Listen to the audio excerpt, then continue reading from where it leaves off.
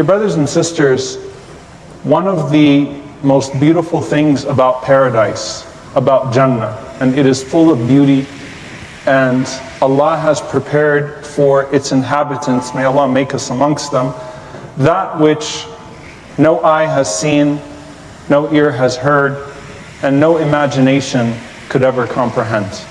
But one of its most beautiful traits is that it never gets old. What that means is that every day when you think you have peaked in terms of beauty, it gets more beautiful. When you think you've seen its most beautiful palace, Allah opens up the doors of another palace. When you see your spouse in paradise, and no one is single in paradise, your spouse is more beautiful every time you see them. When you go to its marketplaces, you see things that you didn't see the last time. The fruits taste better. Every single moment in Jannah is an upgrade. It gets better and better and better and better. And Allah is surely capable of that being never ending. May Allah subhanahu wa ta'ala make us its inhabitants. Allahumma ameen. And no one in Jannah thinks that they have anyone above them. So that's also one of the blessings of Jannah, is that you don't have the fear of missing out. The person who is in the lowest level thinks that they must be in the highest level because of what Allah is unveiling for them. That's the beauty of paradise. It keeps getting better and better and better and better. Blessing after blessing after blessing after blessing. The counterpart to that is this dunya, is this life, where sometimes you get hit by a hardship and you think, this is the hardest that's ever going to get. And then something else happens, and something else happens, and something else happens, and something else happens. And so the idea of it all falling apart. And of course, the way that we come in to the way that we then age, and the way that things start to wither away, we lose our appetite for this dunya, and it just seems to sometimes fall apart. And of course, that's true also in the collective sense with al-fitan, with trials and tribulations. They start to strike one after the other, to where you feel like you can't catch up. On an individual level, you get hit and you think, this really hurts, and I think that this is the hardest it's going to get, and then something else happens. You look to the world, and if you are an empath, the believer sees a person falling off of a plane in Afghanistan, or off of a boat from Libya, and where does my heart go to? How can I encompass all of this? May Allah make it easy for all of our brothers and sisters wherever they may be. So Jannah keeps getting better. Dunya, seemingly at least, seems to keep getting worse. And one of the things that happens to us is that sometimes it's also our perception that when one trial hits, we read into things that aren't necessarily trials as being trials after that, or we magnify our trials. You know, it's like if someone is in a boxing ring and they get hit and they say, you know, you can tell that the fighter was never the same for the rest of the fight, even if they managed to get back up and they managed to recover, but the effect of that hit was there. And so sometimes what happens after a major trial hits you in life, you start reading into it way more than what should be read into it, and it's like, Ya Allah, why is it all falling apart? What's happening? Why do the punches keep on coming? Now what I want to talk about is that lowest point. Because undoubtedly, there is a point that all of us will reach that will be our lowest point. And it doesn't necessarily need to be our lowest point in terms of the severity of the tragedy. It could be the circumstances that we are in when that happens. Surely Ta'if, which we know was the lowest point of the Prophet ﷺ because he said so.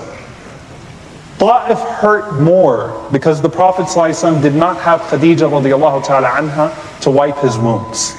There's no doubt about that. There is also a decade of rejection that precedes Ta'if that makes it that much worse. And so sometimes, and that's why every trial is unique, it's the circumstances around, it hits you at the wrong time, and wrong in quotation marks, wrong time, and it's like, Ya Allah, this is horrible. I don't know how to get out of this. I don't know how to move forward. And of course, certain trials also have a permanence in regards to the consequences in life. You lose someone you love, as much as you cope, that person will not come back to this earth. Something falls apart, sometimes there's a permanence to that. Now what do we do? And I don't want to just talk about this from the perspective of hardship as a whole. I want to talk about that lowest point and how you actually take that and do something with it that's very unique. Because when you're at that lowest point, you know what else you are? You're most vulnerable. You're most vulnerable in that you're most likely to put your ego to the side and you can humble yourself most to Allah subhanahu wa ta'ala. So you're most vulnerable, which has the capacity to reinvigorate your dua, your prayer, your reflection, your worship. Sometimes you see a relationship and they say the best thing that ever happened to that relationship was that it hit crisis, and out of that crisis we learn things, certain things happen, and you look back at that and you see that was a turning point. So your ego gets put to the side, you're humbled, and when you're humbled, you're in a perfect place to make sujood and to cry out to Allah in prostration and say, Ya Allah, I'm humbled. You're also in that vulnerability in a perfect place to rethink things, to be introspective, to actually start to think about what preceded that moment and what can be done after that moment. So it's an interesting place that you find yourself in. And you have to remember that Allah subhanahu wa ta'ala doesn't give you a swamp, Allah gives you a springboard. When you're in that low point, you have a chance to jump up. There is no fall that any of us will ever encounter than the literal fall of Adam alayhi salam from paradise to earth. But even then, there was an elevation in his station, his maqam, his status with Allah subhanahu wa ta'ala, that made his station even greater than before he fell. The same thing with Yunus alayhi salam plunging to the bottom of the ocean. That's a fall that none of us could probably quite come to terms with. But you're in this place where you can rethink. You're in this place where you can reevaluate, reassess, and then get back somewhere, or where you've actually never been, and let it be an actual better place. And the reality is that a lot of times, especially when you're talking about the secular sense, when someone hits that low point, they talk about their potential from that downfall in this world. It's restricted to this world. That's the problem with a dunyawi dunya, a worldly worldview. It's so restrictive, it's so limited.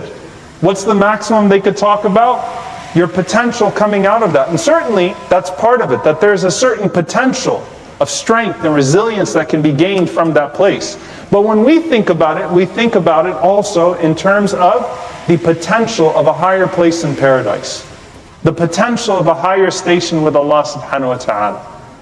And we're taught not to necessarily wish for the low point to achieve that potential.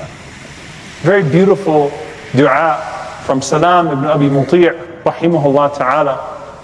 He used to say, Allahumma in kunta balaghta ahadan min ibadika as-salihin darajatan bi bala faballighniha bil afiyah. Oh Allah, if there is a station that you have gotten people to through hardships and trials, then allow me to reach that station without the trial. That was his dua. If you let someone reach a certain position, we read about Yusuf alayhi salam, Ayyub alayhi salam, Yunus alayhi salam. I mean, the only prophet who we know that walked away from his people prematurely, yet he was the first prophet that Allah revealed to the Prophet sallallahu alaihi wasallam in the spirit of praise. He got back up and he elevated only by the mercy of Allah subhanahu wa ta'ala. And Ibn Mas'ud radiallahu ta'ala anhu is narrated to have mentioned that most of the people that enter paradise don't enter paradise by a good deed that they do, but by the way they responded to a hardship. A hardship came your way and there was a sabr, an ihtisab, a patience, a resilience, a steadfastness that you showed, and that was the means by which Allah subhanahu wa ta'ala delivered you to a place that you otherwise would not have been able to get. The thing is that you don't see that place right now. And so sometimes it becomes hard to be able to see outside of where you are at the moment, to be able to see light at the end of the tunnel. to be able to see that position in a paradise that you can't even imagine. It's hard to imagine it, it's hard to grasp it, it's hard to act in accordance with it, but that's what makes it so rewardable. SubhanAllah, you get this one life to live in this dunya that is consequential to the rest of your eternity. And there are things that happen to you, one-time events that happen to you in this life, and there is one moment in that one-time event that if you capitalize on, it changes your entire hereafter. As-sadmat al-ula, that first strike. You know, the Prophet ﷺ said, Sabr, and the sadmat al-ula, that patience is at the first strike. It's not, as the scholars say, that patience is only at the first strike. It's that there's a unique patience at the first strike, that if you seize that moment and you respond in that once-in-a-lifetime moment, once-in-a-lifetime hardship, with a once-in-a-lifetime patience, what does it unlock for you in the hereafter? Baytul Hamd, a house of praise, that you walk into Jannah and you say, Ya Allah, for me? Ya Allah, how did I get to this place? Because you got hit and you responded right. It's that one moment that you could seize and you could captivate.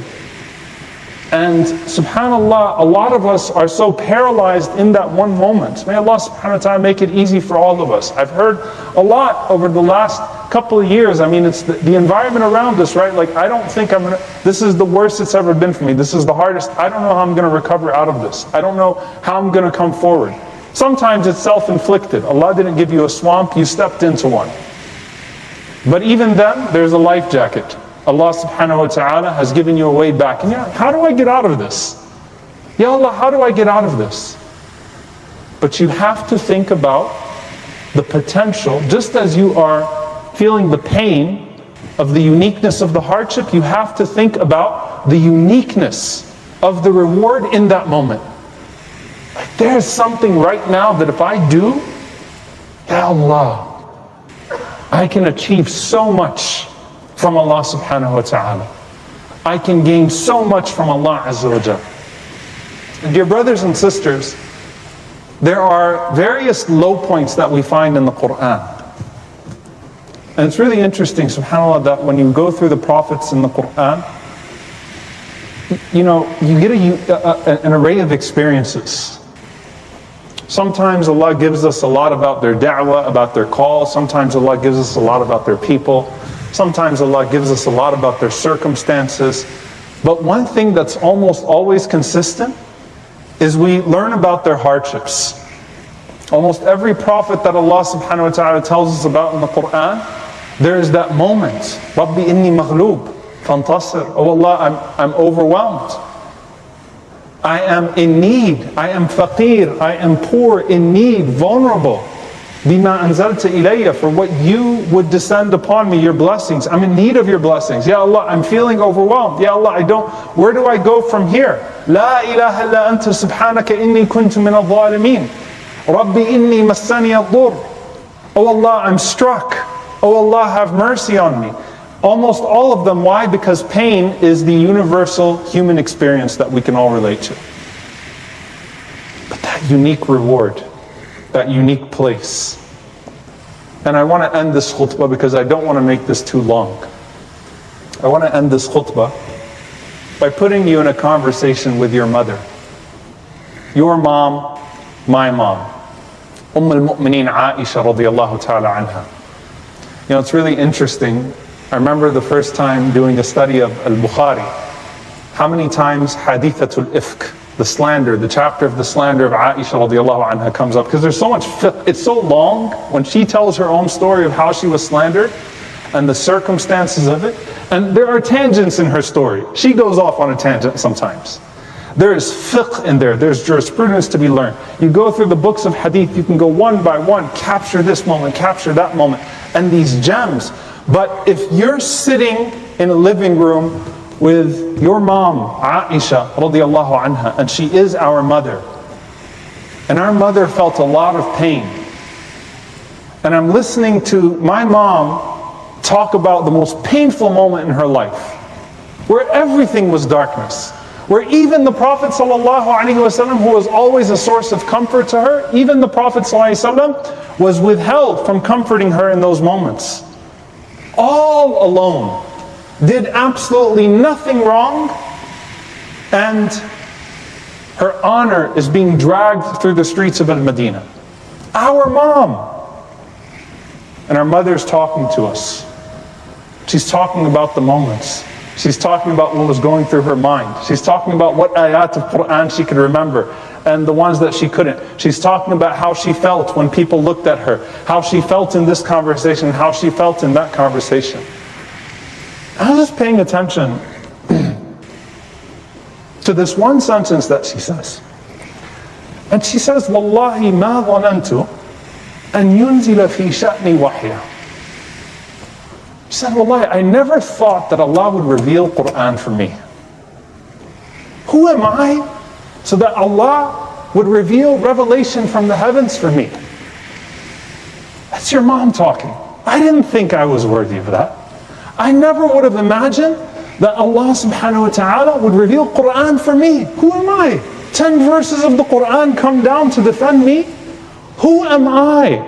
And يتكلم بي القرآن, that the Quran would speak about me. I never thought that revelation would descend from the heavens for me. Dear brothers and sisters, we don't know what comes from the heavens for us when we're in those low points. But we know that the Lord that descended those verses from the heavens for Aisha radiallahu anha, and the Lord that rescued Ayyub alayhi salam and Yunus alayhi salam and our Prophet sallallahu alayhi wasallam and answered those prayers is the same Lord that we're calling upon. أَمَّنْ يُجِيبُ الْمُضْطَرَّ إِذَا دَعَاهُ وَيَكْشِفُ السُّوءَ أَإِلَهٌ مَعَ اللَّهِ. Who else are you going to call upon? وَاللَّهُ لَا يُضِيعُ أَجْرَ الْمُحْسِنِينَ لَا يُضِيعُ أَجْرَ الصَّابِرِينَ. Allah does not let the reward of the good doers go to waste, nor does He let the reward of the patients go to waste. And so when you're in that moment, dear brothers and sisters, and you're thinking, now I have a window where I can really capitalize on the reward. Remember that there are things that would come down from the heavens for you that you will only see when you make it to paradise, bi'idhnillahi ta'ala. And do not belittle yourself to where you think that the mercy of Allah subhanahu wa ta'ala will not encompass you. If our mother Aisha radiallahu ta'ala anha said that, I never thought Allah would reveal Quran for me. Who knows what Allah subhanahu wa ta'ala will do for us. We ask Allah subhanahu wa ta'ala to grant us patience, to grant us steadfastness, to maximize our reward, to grant us the highest station in this life, to allow us to reach our maximum potential in this life of pleasing Him, and to allow us to reach the maximum position and station in paradise in the companionship of our beloved Prophet sallallahu alaihi wasallam. We ask Allah subhanahu wa ta'ala to forgive us for our weak points, to forgive us for our shortcomings. We ask Allah subhanahu wa ta'ala to make the best of our deeds the last of them, and the best of our days the day that we meet Him. Allahumma ameen. أقول قولي هذا واستغفر الله لي ولكم ولسائر المسلمين فاستغفروا إنه هو الغفور الرحيم.